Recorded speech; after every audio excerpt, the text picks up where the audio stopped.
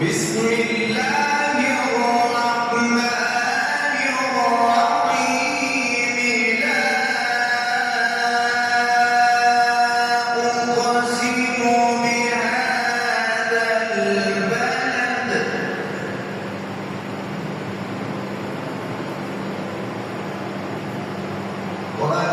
وأنت حل بهذا البلد